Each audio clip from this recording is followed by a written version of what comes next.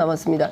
대통령실이 방금 전에 이제 속보가 하나 들어와 있는데요. 위헌적이고 불법적인 탄핵 청문회에 응할 수 없다는 입장을 밝혔습니다. 지금 140만 명의 시민들이 네. 국회에 국민들이 이제 국회에 청원을 한 거 아니겠습니까? 즉각적인 탄핵을 요구하고 뭐 5가지 의제에 대해서 그래서 그걸 뭐 탄핵 절차를 밟는다는 것도 아니고 청문 절차 듣고 물어보고 답변을 받는 이런 청문 절차를 진행하겠다고 하는데 그게 불법적이다, 위헌적이다, 따라서 응할 수 없다. 그러니까 지난주 금요일에 국회 법사위원들이 출석 요구서를 가지고 갔는데 이제 땅바닥에 놓고 갔던 것처럼 네. 이제 아무도 안 나오겠다 이런 주장인 걸로 보이네요.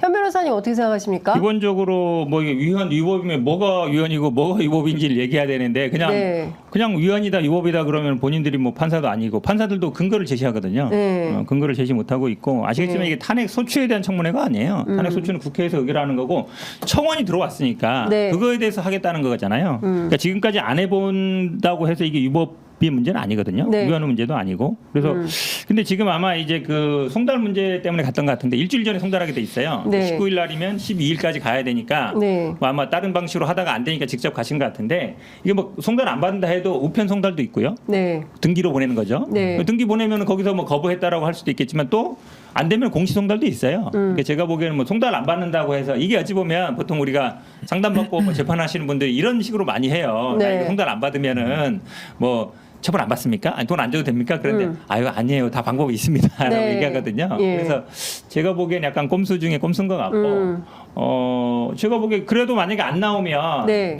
제가 보기엔 뭐 고발하겠죠. 예. 예. 지금 전체 39명 증인 신청을 했는데요. 그중에서 대통령실에 해당하는 사람이 강의구 부속실장, 조태용 전 안보실장, 임기훈 전 국방비서관, 김형래 국방비서관실 행정관, 박종현 공직기강 비서관실의 행정관, 김용현 대통령 경호처장 이렇게 돼 있습니다. 그러니까 이분들에 대해서는 못 나오겠다. 또 중요한 분이 계시죠. 김건희 여사, 최은순 여사, 두 여사. 그러나 이종호, 임성근, 뭐 신원식, 김계환, 정종범, 이윤세 뭐 이런 국방 관련된 그다음에 경찰 관련된 그리고 도이치 주가 조작 관련된 명품백 수수 관련해서 최재형 목사 박정훈 전 수사단장 또 나오고요. 뭐 참고인으로 기자, 변호사들 이렇게 있습니다. 형해야 될까요? 대통령실이 통째로 안 나와버리면 어떻게 되겠습니까, 신 변호사님? 아니 뭐 당연히 지금 국회를 무시하는 것도 심각한 문제지만은 저는 지금 대통령실의 입장을 보면서 이거 정말 상권분립 명백히 위반하고 있는 거거든요. 네. 우리가 상권분립을 한다는 뜻이 국회는 입법을 하고요. 그러니까 네. 법을 제정하고 행정부는 법을 집행을 합니다. 집행할 때 물론 법에 대한 판단이 있지만요. 사법부가 결국에는 법률 판단을 법 해석 적용을 하는 거거든요. 네. 그렇다면 위헌이다 위법이다라는 얘기는 위헌 여부는 헌법재판소가 판단하는 거고 위법 여부는 대법원이 판단하는 건데 이걸 갖다가 윤석열 대통령 자기가 뭔데 위헌 위법하니까 나는 못 나간다? 그럼 또 법 위에 있겠다는 거예요. 또 나는 법 위에 있다.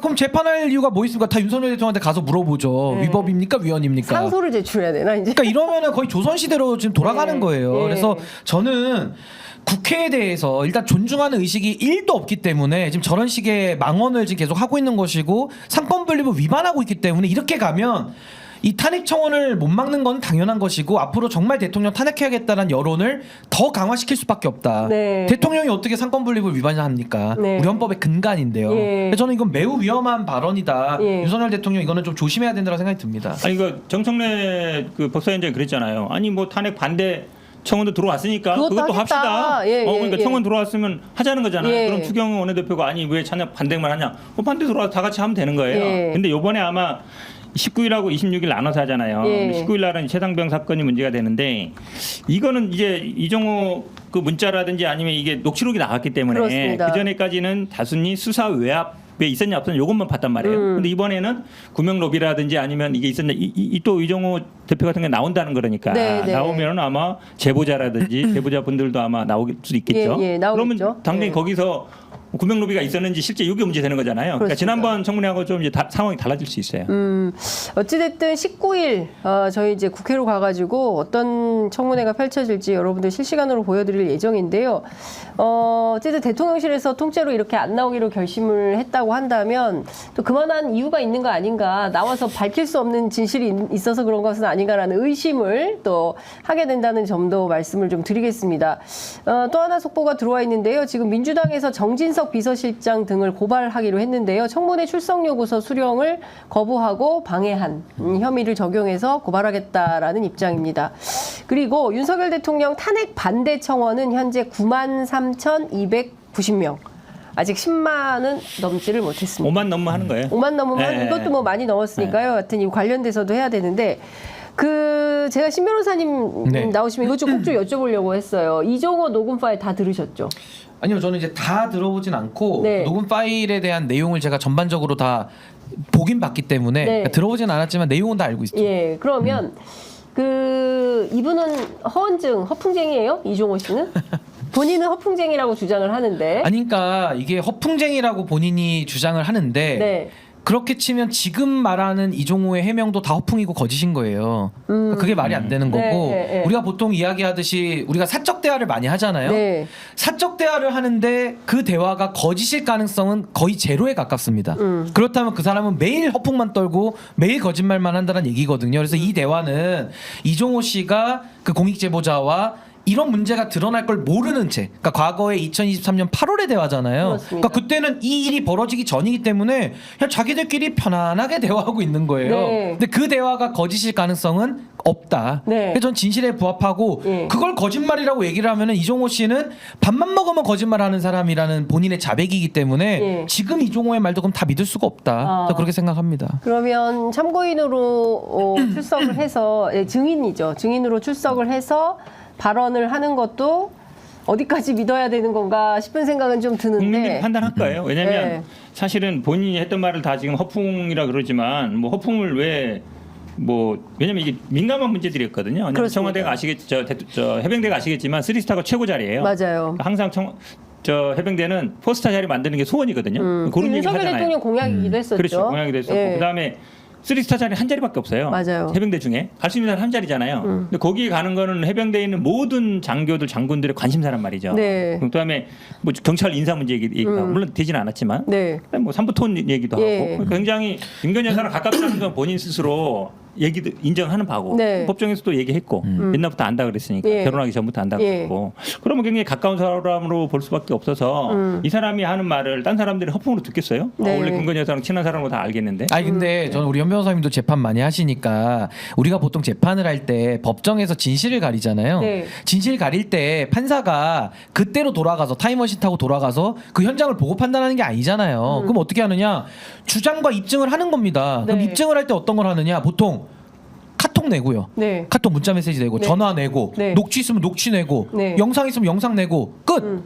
더 낼 게 없어요. 그거 없다. 네. 그러면 한 사람 불러서 증인을 세워가지고 증언으로 그 증거를 대신하는 거예요. 이게 다거든요. 네. 근데 저는 이제 윤석열 대통령 검사 출신이고 재판 많이 해봤겠지만은 영상이 나와도 인정을 안 해, 녹취가 나와도 인정을 안 해, 카톡이 나와도 인정 안 해. 그러면 윤석열 대통령 끝까지 우기겠다는 거예요. 그러면 네. 우기려면 그 녹취록안에 나오는 내용들이 거짓이라는 게 뭔가 합리적인 이유가 있어야 이게 녹취록이 거짓이고 조작됐고 위조됐구나를 우리가 인정할 수 있는데 네. 일단 사실일 가능성이 추정이 되는 거거든요. 근데 네. 모든 걸 지금 다 거짓이다 이렇게 얘기하고 들어오니까 일반 우리 법 상식을 지금 깨버리고 있는 거예요. 그래서 네. 제가 민법 1조 1항에 뭐라고 나오냐면 신의성시 원칙 조리라는 게 나오거든요. 네. 그 조리가 상식이라는 얘기입니다. 네. 법의 일반 원칙이에요. 이걸 무너뜨리기 시작하니까 이제 더 이상은 정상적인 대화가 어려워지는 국면으로 가고 있다. 이렇게 나라를 망쳐놔서 되겠습니까? 근데 진짜 걱정입니다. 그러니까 기본적으로 그러니까 법률은 잘 모른다 하더라도 상식적으로 알고 있는 기본을 명분백으로 그렇죠. 그냥 완전히 무너뜨린 거잖아요. 그리고 이것은 그러니까 국가기관을 동원했다는 게 너무 심각한 그렇죠. 거예요 지금. 그리고 그냥 김건희 여사에 대해서는 그냥 무법천지 아니겠습니까? 그리고 그 앞에서 모든 게 다 멈춰 있게 되니까 그걸 국민들이 문제 제기를 이토록 하고 뭐 집회를 나가고 탄핵 청원은 140만 원 해도 그냥 모르세라 그냥 무시하는 전략인 지금 거예요. 신 변호사 말씀 잘하셨는데, 네. 그러니까 법정에서는 그런 녹취라든지 뭐 카톡이 나오면 굉장히 중요한 증거로 써요. 네. 그러니까 이종호 전 대표가 나는 뭐 아니다 하더라도 이미 녹음된 게 있잖아요. 그쵸. 네. 그 다 다음에 유죄인 예를 들어서 얘기죠. 네. 이종호 전 대표나 김건희 여사 사이에 통화한 게 있다든지 문자한 게 그 전후에 있다든지 하면 네. 그렇게 추정할 수 있잖아요. 우리 예. 생각에는 기본적으로 내가 VIP에게 말하겠다 그랬고 결국 말한다는 거는 사퇴하지 마라 구명 얘기잖아요. 네. 근데 뭔가 전화하거나 문자한 게 있어. 네. 그럼 그걸로 추정되잖아요. 네. 그러면 제가 보기 충분히 사실에 유죄 부합한다 이렇게 그렇죠. 볼 수 있는 거잖아요. 그럼요. 상식적으로 네. 판단하면 그렇게 볼 수 있죠. 아니, 내가 근데- 사표 내지 말라 그랬어. 그러니까 그걸 예, 뭐 전달했다는데 과거에 전달한 게 아니라 내가 그렇게 했다라고 얘기를 하고 있어요. 그렇죠. 근데 그걸 비틀면 어떡합니까? 예. 그리고 또 하나는 VIP 얘기가 나오고 예. 통화 상대방의 얘기 또 물어봅니다. 그 윗선에서 다 봐줬다는 겁니까? VIP? 그렇지? 그럼 VIP라는 단어는 서로가 이미 뜻의 합치를 가지고 대화를 하고 있잖아요. 그러면 VIP를 김기환 사령관으로 얘기를 한다면은 VIP 김계환이 군인사까지 합니까? 그리고 뭐 별 3개짜리를 VIP를 부르잖아요. 이 내란죄예요, 내란죄. 김계환이 내란한 거랑 똑같잖아요. 네. 그러니까 말이 안 되는 거고 차라리 그래서 그랬어요. 아니 그렇게 VIP를 김계환을 우길 거면은 내가 아는 참치집이 있다. 일본 스시집. 네. 스시집이라고 우겨라 차라리 VIP를. 그러니까 우리가 VIP라는 게 귀한 손님이라는 뜻으로 VIP 참치집이 많거든요. 근데 그런 용어로 쓰지만 통상적으로 누가 위에서 지켜줬다 VIP입니까 얘기를 할 때는 대통령을 얘기하는 거거든요. 근데 그 의미를 틀어버리면은 더 이상 이 사람하고는 이게 정상적인 대화가 어려운 거죠. 이제. 근데 지금 그 녹취록을 들어봤을 때 이종호 씨하고 송모 씨가 등장하잖아요. 경호처 간부 그 두 사람이 핵심 인물로 보이는데 그 뭐 서로 이제 다른 증언을 하고 있지만 그러니까 중요한 것은 이게 다 김건희 여사로 수렴이 되는 측면이 있는 거 아니겠습니까? 그러니까 로비의 실체가 드러나야 되고 수사를 통해서 확인을 해봐야 되겠지만 여기 등장 인물들이 너무 많이 나오는 거예요. 김영철 검사도 나오는 것이고 또 이제 삼부토건 문제도 나오는 것이고 그러니까 도대체 이게 어디까지 확장이 될지 견적이 안 나오는 수준까지로 일파만파 가고 있는 거 아닙니까? 그러니까 결국 사실은 지금 전당대회도 그렇고 네. 전당대회도 김건희가 갑자기 어떻게 보면 그렇습니다. 주인공처럼 문자 나왔잖아요. 그렇죠. 지금 전면에 여기 등장한 거죠. 최상병 사건도 그 전에는 뭐 윤석열 대통령이 수사 외압이냐 네. 이거다가 지금 이제 김건희 김기현 여사가 또 나온 거죠. 그러니까 모든 게 어찌 보면 약간 글로 수렴되고 있거든요. 그러니까 처음에는 모든 외압도 아니었고요. 그냥 알아서 공무원들이 긴 줄 알았어요. 그냥 대통령이 화내니까 네, 네. 알아서 기었구나 생각했는데 대통령이 개인 폰을 쓰고 있는데 그러니까. 개인 폰으로 우즈벡에 있는 장관한테까지 전화를 한 게 다 이게 말도 나와버리니까. 안 되는 일이 지금 막 도처에 벌어지고 있는 건데 제가 또 하나 여쭤보고 싶은 것은 두 분 다 변호사 출신이시니까 이 제보 변호사가 녹음 파일하고 10시간 동안 이제 조사를 받으러 들어갔는데 그 공수처 검사가 수사 검사가 이종호 변호인이었다는 거예요. 첫 번째는 그래서 회피를 했는데 그래서 다른 검사랑 그 조사를 받았는데 검사실에 그 수사관들이나 그 이부장 속해 있는 딱 그 이종호 변호인이라고 한다면 이거 공수처를 믿을 수 있습니까?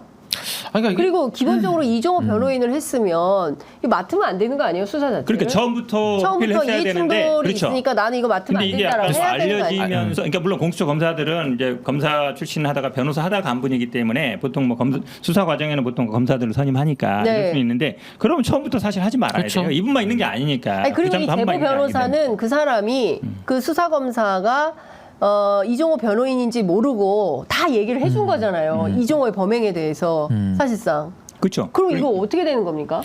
그러니까 이게 참 공수처 구성 자체에서도 그러니까 아무래도 외부 인력들이 또 많이 처음에 충당하다 보니까 발생한 일인데 현 변호사님 말씀대로 처음부터 이거는 본인이 회피를 했었어야 되는 사건인 거예요. 근데 그걸 속이고 그냥 그대로 진행을 해버렸기 때문에 이런 문제가 지금 나오고 있는 거고. 네. 그래서 이게 뭐 돌고 돌아 도돌이표인데 공수처고 경찰이고 간에 지금 정상적인 기관이 없잖아요. 네. 그러니까 특검을 해서 경청도 너무 이상하잖아요. 네, 특검을 해서 당장 이거를 빨리 밝혀서 네. 국가의 부담이 덜 되도록 해야 되는데 이게 지금 완전히 실타래 꼬이듯이 지금 꼬여 있어가지고 네. 굉장히 참 답답한 상황이고 네. 이러면 이럴수록 더더욱 특검으로 빨리 가는 수밖에 없는 거예요. 제가 근데 볼 때는. 특검은 지금 안 하겠다는 거고 민주당에서 상설 특검까지 얘기를 했는데 국민의힘 또 지금 뭐 반대하고 상설 있고. 특검을 지금까지 사실은 뭐 시민단체 쪽에서 얘기를 많이 있었거든요. 네. 그리고 또 결국은 선의 문제인데, 네. 그러니까 대법원, 변협, 그다음에 변협, 법무부 이렇게 3자, 그다음에 국회에서 4분 이렇게 하기 때문에 법원행정처. 법원행 법원행정처. 사장하고 법무부 차관 예. 그리고 차관하고 변호사협회 회장 부회장에 예. 이제 국회에서 4분 이제 추천위원회 들어가는데 그거를 이제 지금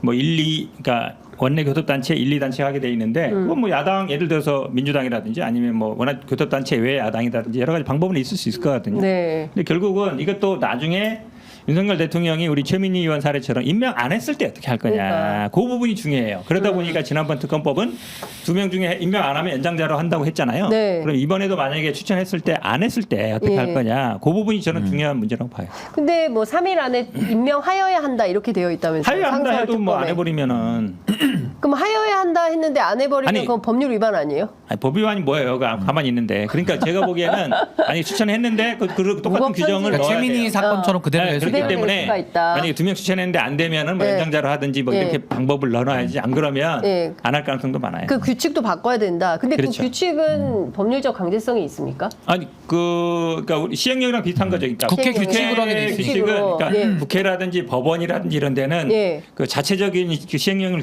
그 만들게 돼 있거든요. 네. 그게 국회 규칙은 또 국회 의결을 거쳐야 돼요. 그러다 보면 제가 보기에 아마 그거는 구속력이 있어요.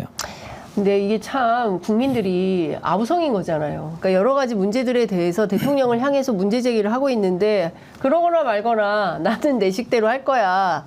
무법 천지야 이제 이런 주장을 하는 거고 이제 이게 지금은 뭐 정치권에서 이렇게 되지만 이게 사회적으로 문제가 커졌을 때 이게 통제 가능한 문제로 될 거냐에 대한 고민도 좀 해봐야 될 것 같은데 여전히 무책임한 태도로 임하고 있다면 정말 이제 점점 국가가 매우 심각해지고 있다. 아니 그래서요 저도 요거는 좀 마무리 말씀을 네. 꼭 드리고 싶은 게 정말 지금 대한민국이 저는 위기 상황이라고 보거든요. 그러니까 헌법의 위기죠. 헌법의 위기인데 여기서 국회를 중심으로 이 권력을 통제하는 게 유일한 방법인데 아무리 국회에서 떠들어도 이게 한 발도 나갈 수가 없지 않습니까? 그렇다면 여론의 힘을 얻는 수밖에 없고 그 여론이라 하면은 국민의힘의 저 콘크리트 저 지지율이 깨지면서 결국에는 박근혜 대통령 탄핵과 같이 비슷하게 저는 넘어가는 국면이라고 생각해요. 근데 그게 지금 국민의힘 전당대회도 우리가 지켜는 보고 있습니다만은 저 여론이 어떻게 깨지느냐. 그러니까 저 여론들을 소위 말하면 대통령으로부터 이탈시키는 그 노력을 좀 저는 전방위적으로 해야 될 것 같고 뭐 저도 매우 답답한 마음입니다만은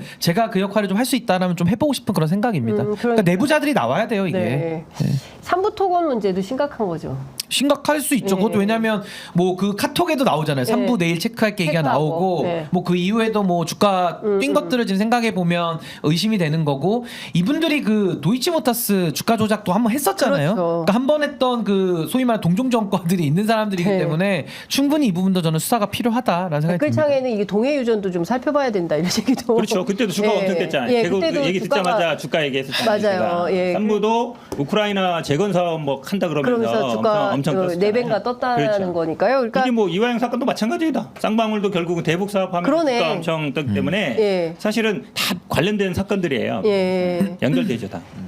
도대체 이 사건 열파 어디까지 퍼질지 저희가 좀 된 상황을 예의주시하면서 지켜보도록 하겠습니다.